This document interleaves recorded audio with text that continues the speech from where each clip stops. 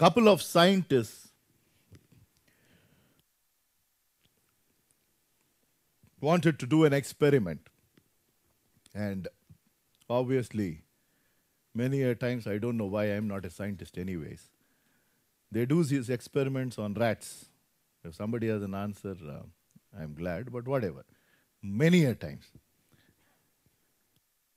So they cottled off a couple of rats and they put them in a water tank, and the sides of the tank was very slippery. And there was no escape and no rest. And they were timing how long will they survive before they completely drown. So the moment they were in water, all these rats were trying their best to come out. They're slipping and falling back and doing all of that. And before they kind of completely drowned, before they were dead, but all their efforts finished, it took 17 minutes. So the next time, they wanted to do something different. So again, they put them into their water tank. And before they drowned, much before, they picked up all these rats, rescued them, put them in the cage, helped them to dry up, gave them something to eat, enjoy for a couple of days, and then again they put them back in the water. The next time, the survival time was 36 minutes. And the conclusion was, the second set of rats they had something called hope. Are you getting the point? Because they received help. Simple. Before they were drowning, they were picked up, they were taken care of for a few days, and they were put back. The first time when they didn't receive any help, they survived only for 17 minutes. But the second time when they received help once, 17 minutes moved to 36 minutes. We are much better than rats, I think. Yes, no? And how many times God is helping us? In so many numerous ways. And I am sure some of our hopes should ideally have risen. If not, today's word is for you. If you feel that still you're not finding hope, then we have a God of hope, and His helping hand is always there. We will look at, I'm picking up very, very familiar passages for some time now, as God is leading. I'm not a big fan of, trying to take some odd thing, not needed. If God provides, I would. But whatever He wants me to share, I come and share. With a prayer that, God accomplishes. That His word, I fully claim that promise, that His word that goes out will not come back in vain, will not written in vain. That is what is the power of God's word. So my job is to continue to keep sowing and sowing and sowing. My dad did it for over 25 years. He passed away 20 years back. Nobody ever dreamt that I would step in. Of the least, I never dreamt. And if there was anything that which I never ever wanted to do, was this. Standing and preaching. I told my dad openly then, I said, you have another son, younger one, he is your nice son. I am that Kalnaik kind of a thing, for those who've seen that movie back then. Okay? So since I rebelled much early in life and all, I said, all your hopes are in your you have a nice, wonderful daughter and another son. Don't ever expect me to come and serve God. And don't ever expect me to settle in Hyderabad for sure. No ways.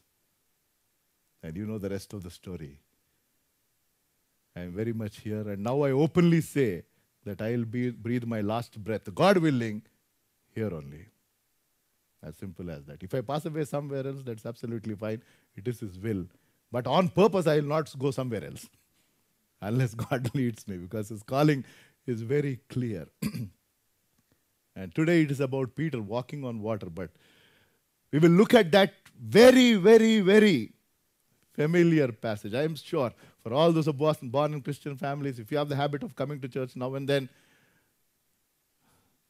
or even if you come regularly, of some of those familiar passages, this is one classic passage which everybody knows. That Peter walked, took few steps, and then he started sinking. So we will look at that in a different perspective today. It is recorded in the Gospel of Matthew, it is recorded in Gospel of Mark, and John as well.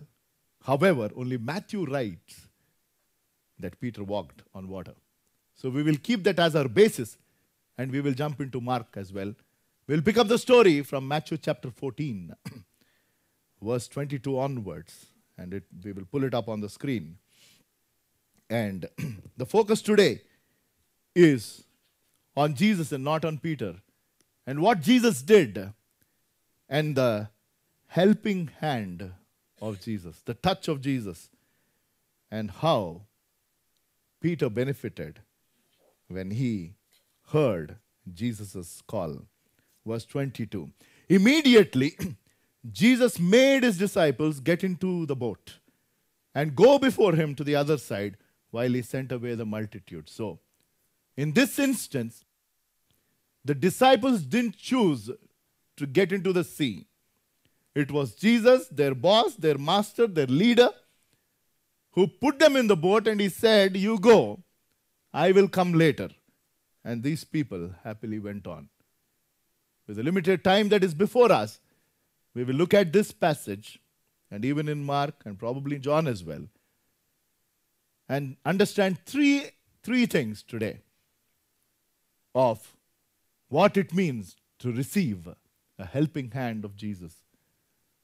Or if our God is at work in our lives, what is he wanting to do? Many a times we don't understand what God is doing in our lives. But remember, our God is a busy God. Yes, no? The God of Israel sleeps for 2 hours. Is that what is there in the Bible? The God of Israel neither sleeps nor slumbers. Right? Am I telling anything wrong? That is the God that we have. 24/7, he is busy, constantly keeping an eye on you and me. And he knows every detail. And when he has taken so much of personal interest in you and me, and when he has created you and me so unique and special, we need to understand what is he wanting to do.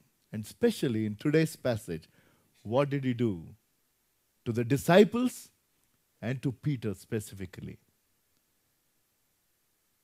As I quoted the scripture during worship, that all things work together.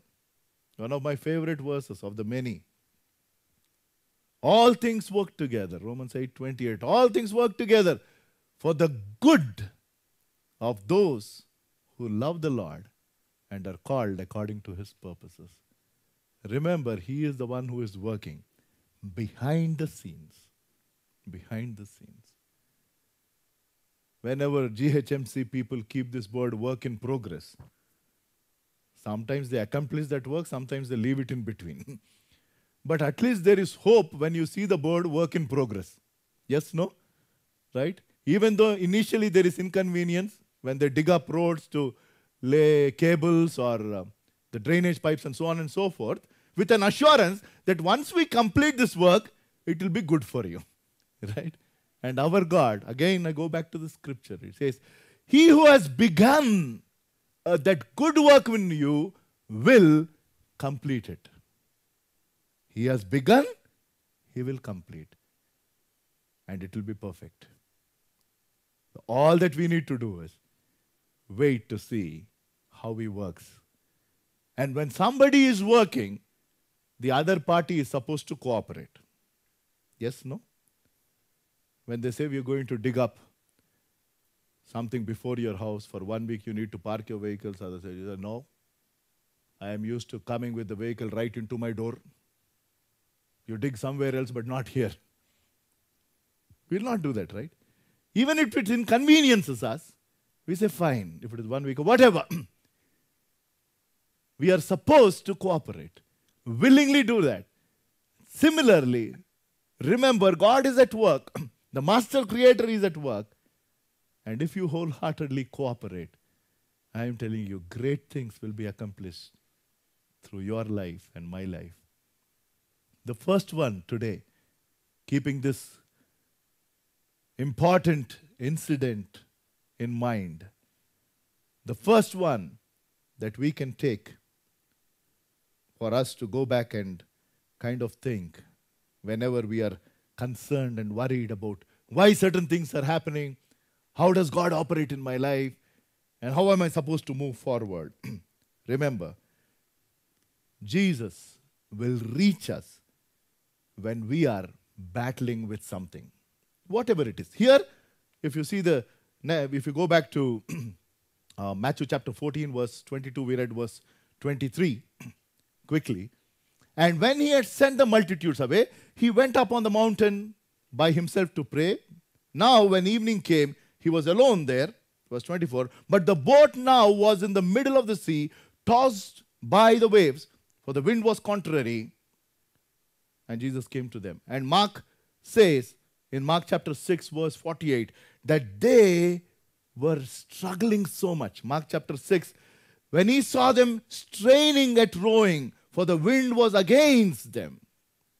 That's why I use the word battling.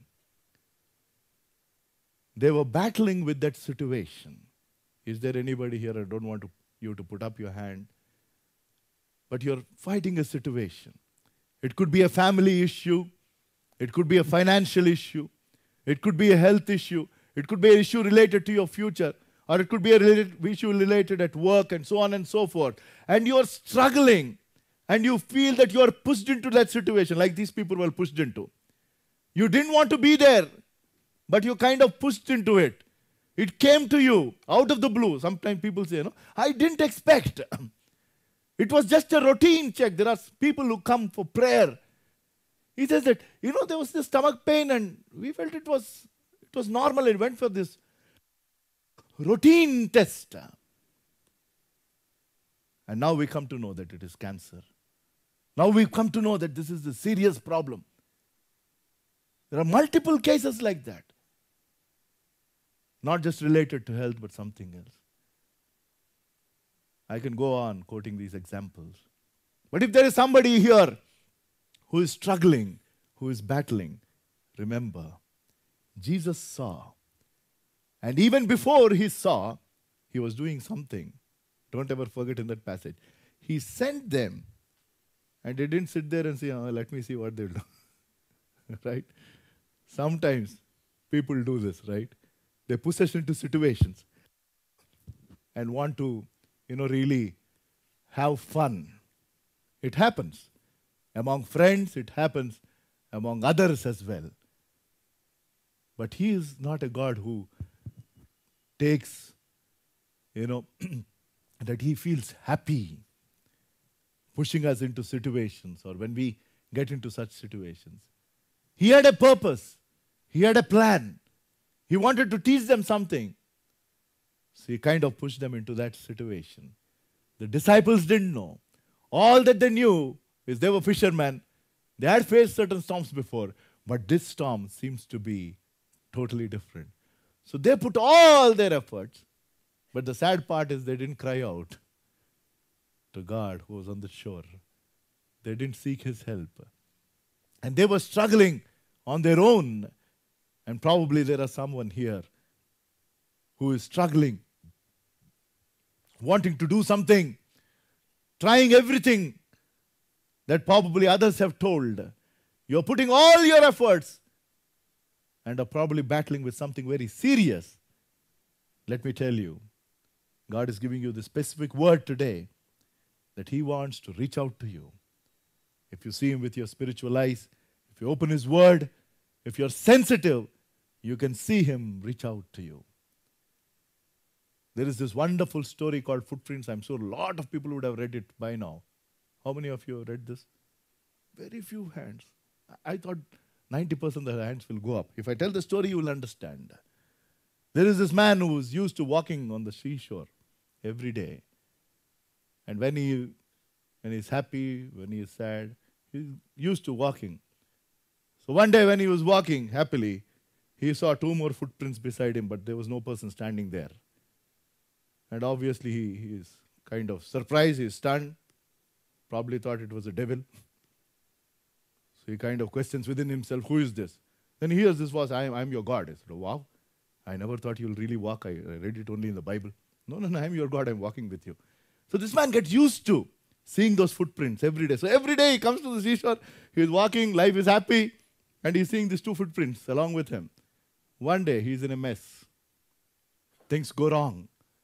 So with this sad face, with his problems in mind, he comes to the seashore and he starts walking, and with a lot of hope that obviously there will be another set of footprints of our God. And that day, those footprints were missing. Like anybody else, he starts to react. He gets angry.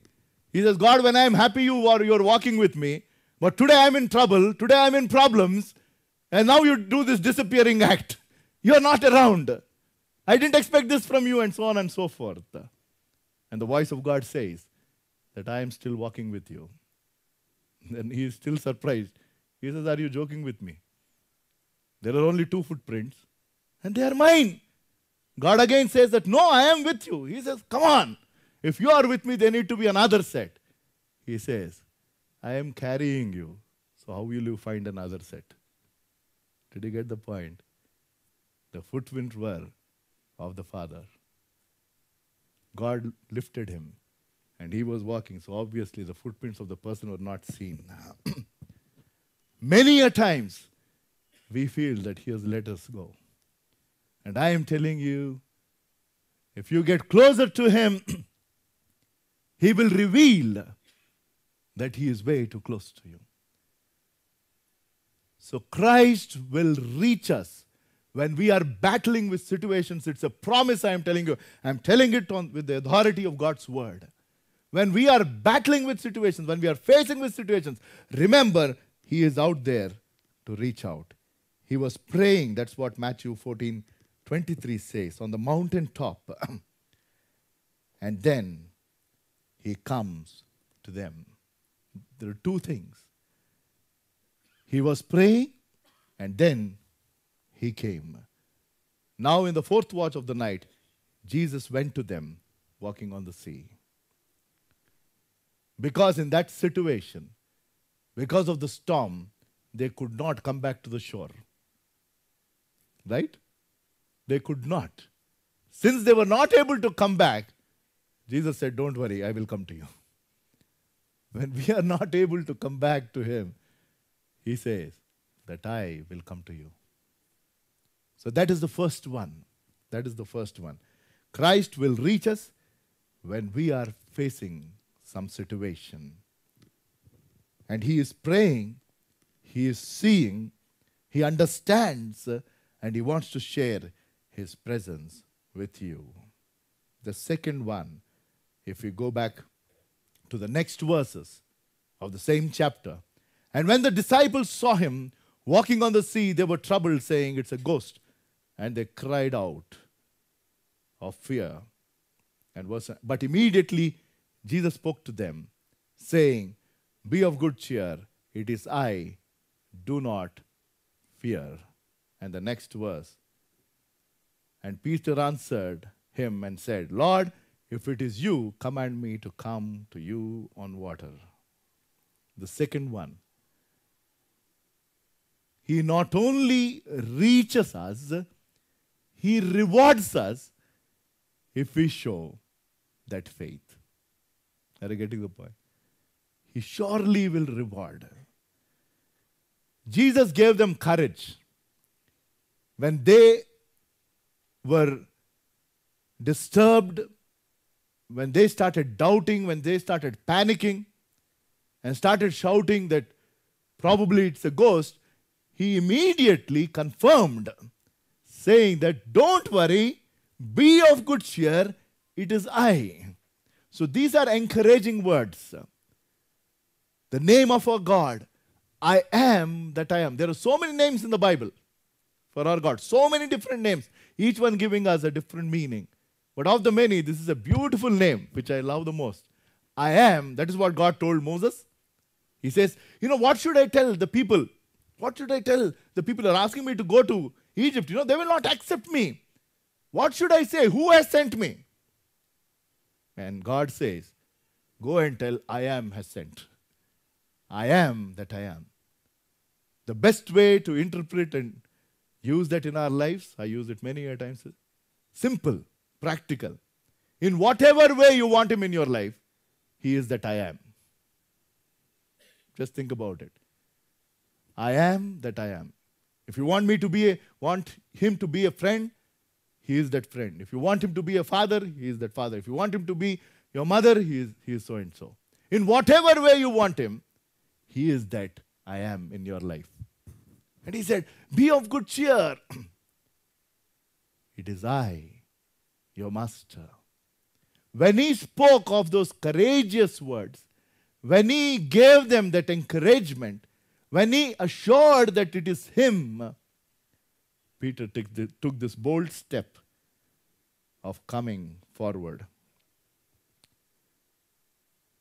Sometimes we criticize Peter, even I did it. When you look at that in another context, because Jesus was already coming to them, right?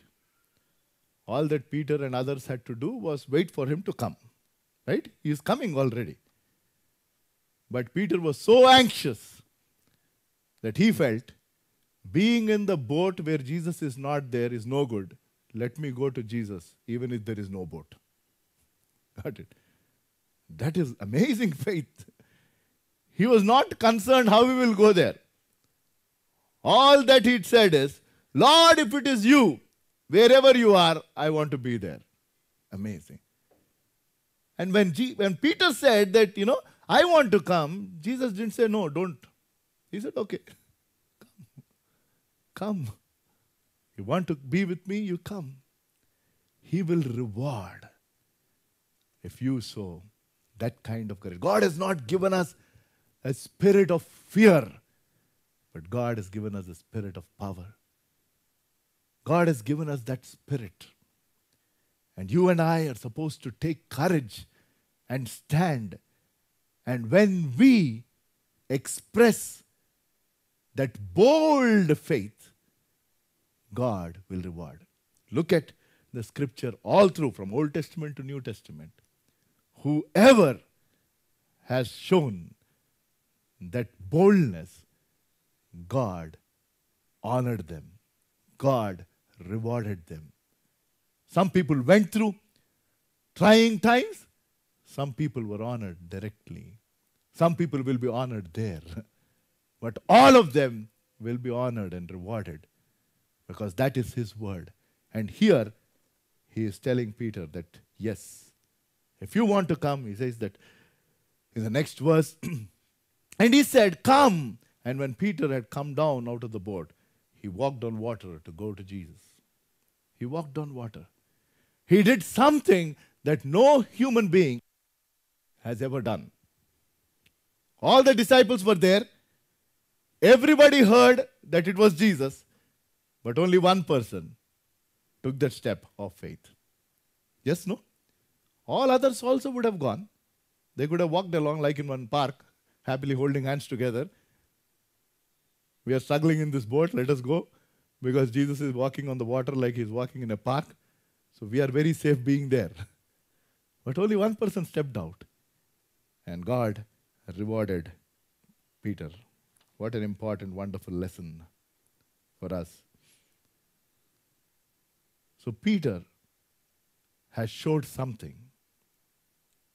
And that something, I want to name it as passion.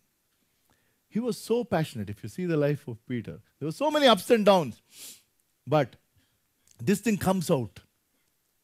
That he was so passionate to do certain things for God. And finally, when he learnt what it means to follow him, after he denied 3 times, and we started crying, and then Jesus again, after he rose, he met Peter separately and taught him this lesson, and he asked him, do you love me more than these? Do you love me more than these? He spoke 3 times. Same question. And finally, that very promise that God gave, that He said, I'm going to build my church on you. You are that rock. And truly He built, because Peter had that passion. And he is exhibiting that passion here for the Lord. The boat was solid, the boat was safe, and on top of it, Jesus was coming. The easier thing to do was just to wait for Jesus to come. But Peter was so passionate that he wanted to go and be with Him. What are you and I wanting to do? Are we passionate about serving Him? Are we passionate about witnessing for Him? Are we passionate about praying for those who are perishing, and so on and so forth? In these end days, when so much is happening, the other day, I'm sure a lot of people would have read, I think it was 3 days back or 4 days back, I might be mistaken, but definitely during this week, in Times of India, and I'm sure it will come in other papers also, that in Aligarh, there was this news article where there were 70 tribal people who, again, have gone back to Hinduism. How many of you read that article? At least I see few hands. How many of you were disturbed? How many of you have prayed after that? I received a big email. I don't want to name the person. He comes from a Hindu background and he was shattered. He's in the Lord. He's come to know the Lord, comes regularly to church here. And he says, Anna, I'm so disturbed. I know what it is being a non-Christian, but how come these people went back? That means to say that probably they are not having strong fellowship, or whatever is the reason. But it is happening in our own country, and probably a lot more. The only thing that we could do is to pray with passion and say, Lord, whoever is coming to you, let them understand what it means to follow. John 6:66. From then on, many of His disciples went back and never followed Him. John chapter 6 explains clearly why people initially followed Jesus, because they followed Him for the wrong reasons. Those who follow Jesus for the wrong reasons will go back when they know what is the real reason to follow. But those who follow Him for the true reasons will never fall out. Simple. If any man would like to follow, let him deny himself and take up his cross. Both of these things are way too difficult, because this I factor always comes in each of our lives. It keeps coming up in different modes. To put our eye back, to crucify. Cross is shame. Cross is death. That is what cross is. If any man would like to follow, let him deny himself and take up the cross and follow me. A lot of people are coming to Christ, like in those days, even now. But it is only for certain things. If they receive that, that is fine. If they don't receive, then they go back. But we are staring a bigger problem. Peter was passionate to be with Him. So he didn't mind. He just stepped out and he walked. And he was the only person who experienced this privilege of walking on water. Right? Maybe few steps, whatever. But I am sure he would have talked about this all his life, because he was the only one, apart from Jesus, who walked on water. Fine, he looked here and there, he thinks that's a different story. But he had the greatest privilege. And you can have the greatest privilege if you step out in faith and say, Lord, yes, I will stand for you, I will testify. You need to step out if you want to see great miracles. The third one, and if you go back to Matthew chapter 14, verse 28 onwards, verse 30, yes. But when he saw that wind was boisterous, he was afraid, and beginning to sink, he cried out, saying, Lord, save me. And if you see, and immediately, this is the best part of this whole incident. And immediately, who stretched out the hand? It is Jesus who stretched out. I'm not comparing with Jesus. If I were to be in that place, I would have said, why did you come? You should have kept looking at me, no? Why did you look at the waves and all, right? It's very easy to, what is this called? Pointing finger. Very easy. But it's very difficult to stretch out your hand.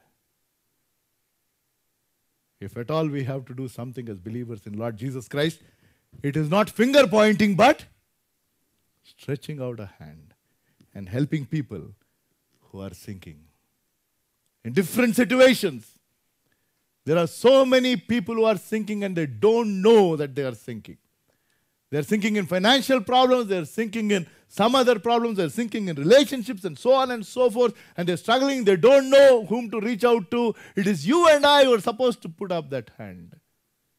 Today's morning message in the Telugu was about showing Christian love to others, because August 26th was Mother Teresa's 104th birthday. One lady who came all the way to this country had shown God's love in such a marvelous way that now missionaries of charity are in 133 countries. 133 countries. At the age of 18, she left her home. At the age of 19, she decided to serve. And she came, and after that, she never met her mother, nor a sister. And she dedicated life. A life that is not lived for others is not a life at all, is what she told of the many. Of the many. She said, I am like a little pencil in the hand of a writing God. And I am a love letter to this world, which He has sent. She not only spoke these words, she's shown it in action. She said, if you judge others, you will not have time to love them. If you judge others, you will not have time to love them. It's easy to judge. It's easy to comment. But God is calling us to love. God is calling us to be His hands. God is calling us to be His ears. God is calling us to be His feet. And the third one is, He will rescue when we are beaten. Peter was beaten, right? Clean bowled. In cricket language, right? When he looked at the wind, when the water started splashing on his face, I don't know. I keep telling, no, when I go to heaven, I'll meet up all these people. You'll also meet. I have a lot of questions for a lot of people. And one question to Peter of the many is, how was it walking on water? And what exactly happened that you went down? We don't think there will be no time pass in heaven. There will be wonderful time. When we meet Moses, when we are there, there are stalwarts are there. So many things that we read here, we will ask them there. Isn't this exciting? At least hopefully you'll be. That's how I think practically, Practical. I'm sure when suddenly this breeze hit and the water hit, you would have think, what? He would have turned and seen the boat somewhere, he is somewhere. And he went down. But Jesus didn't lift up an accusing finger. Amazing. He didn't take a class on that water because he knew that was not a time to. Later he said, okay, first let me give my helping hand. For us, we do exactly the reverse. First we need to whitewash everything. Very first understand. The moment your son or daughter comes late, before they explain, all hell will break loose. Maybe something truly has happened. Don't tell me stories. He hasn't even thought of a story. This is a true story. But the first thing is, don't tell me stories. Where did you go? Which bakery were you sitting? He didn't go to the bakery, sir. Other days he went, but today was a different story. First, he didn't point out an accusing finger, but he stretched out his hand and he lifted him up. Jesus stretched out his hand and caught him and said to him, "O you of little faith, why do you doubt?" He caught hold of, pulled him. Then he said, "Why? You're walking happily. All that you had to do is just look at me and continue to walk. We would have caught both our hands and kept walking and passed by these fellows also. You would have had the privilege of, walking for a longer time on water." But the beauty is, he rescued when Peter was beaten. And if somebody is here who's beaten, in the sense that you try to walk out in faith, but feeble faith as it is, you probably crumbled, you fell down. I am telling you, his hand is there. He is stretching it out and saying, "Hold on. I want to rescue you. I want to rebuild. I want to stabilize your faith." And that is what he did for Peter. 3 things. The first one is, God reaches us when we are fighting some battles. Look at him. He's around. God will reward us when you show courageous faith. When you step out in faith. When you say, "Lord, I'll stand for you," He will reward. And supposing you fall short and you fall down, He comes to your rescue. He comes to your rescue and takes care of you and me. Let us bow our heads in prayer for the word that we heard. A very familiar incident. All of us know. But today, God has given us certain lessons. Remember, Jesus was praying.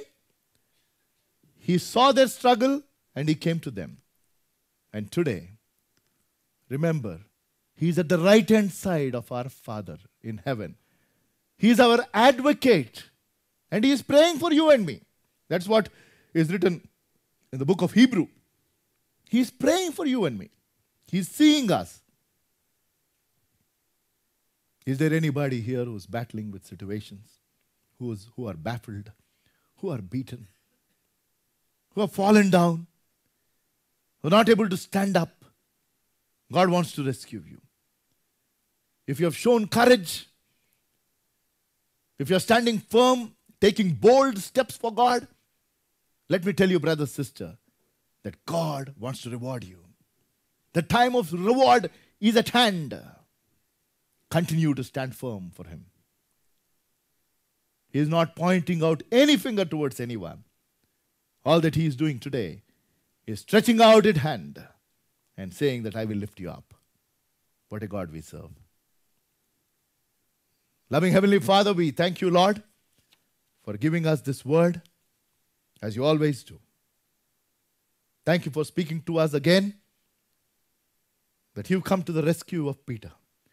You've come to the rescue of the disciples who were struggling in that storm. They could not come to you, Lord. You came to them.